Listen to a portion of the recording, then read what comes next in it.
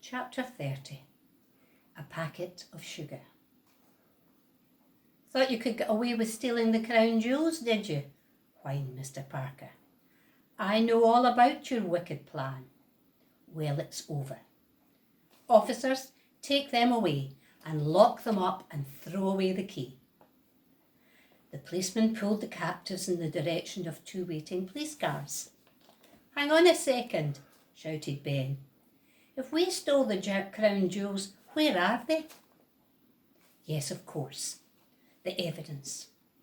All we need to put you two gangsters behind bars forever. Search the basket of the scooter.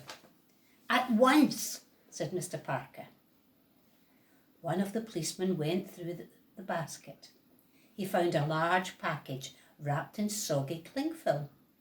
Ah, yes, that must be the jewels, said Mr. Parker confidently. Give it here. Mr. Parker shot Granny and Ben a smug look. He started unwrapping the package. Quite a few minutes passed until the big package was a little package. Finally, Mr. Parker reached the end of the cling film. Ah, yes, here we are, he announced, as a tin of cabbage soup fell to the ground. Could I have that, please, Mr. Parker? Said Granny. It's my lunch. Search her bungalow, barked Mr. Parker. A few policemen tried to bash open the front door by charging at it with their shoulders. Granny looked on amused before venturing. I've got the key right here, if you'd rather use that.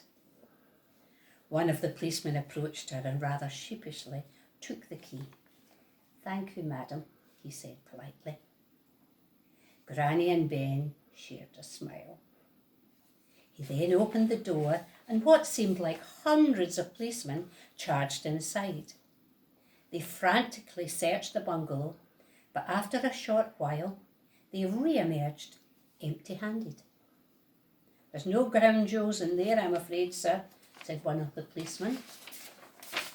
Just a Scrabble set and quite a few more tins of cabbage soup. Mr. Parker's face went red with fury. He had called out half the police officers in the country, all for nothing.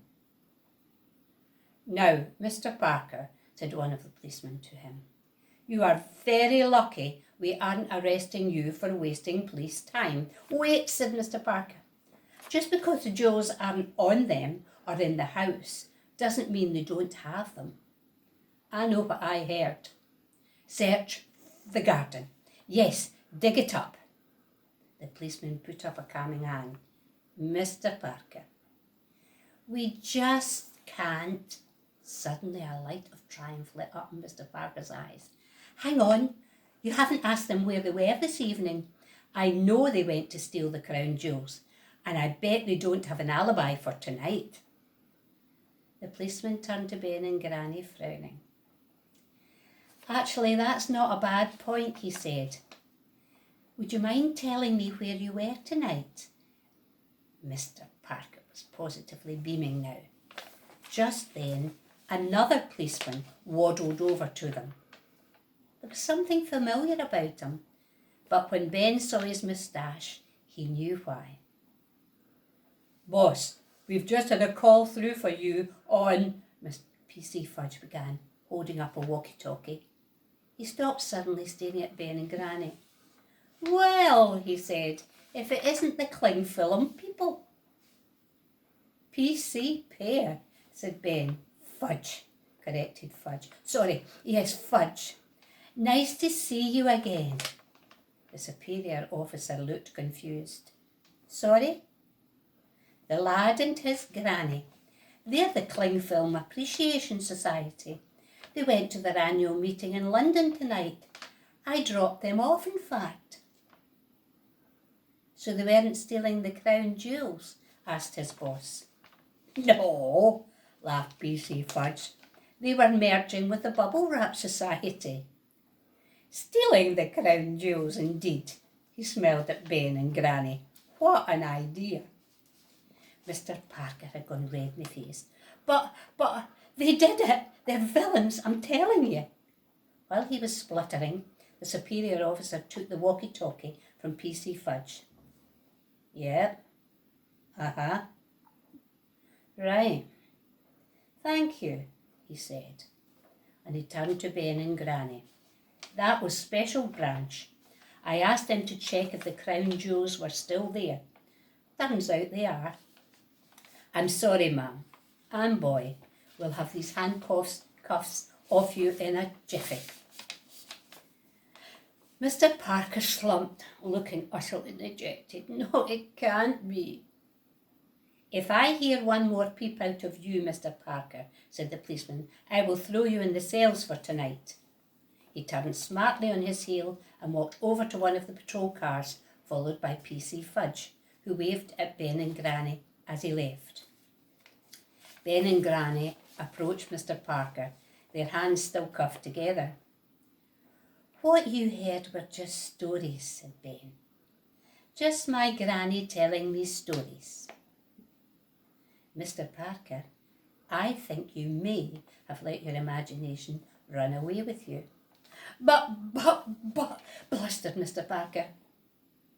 Me, an international jewel thief? Granny chuckled. The policemen all started chuckling too.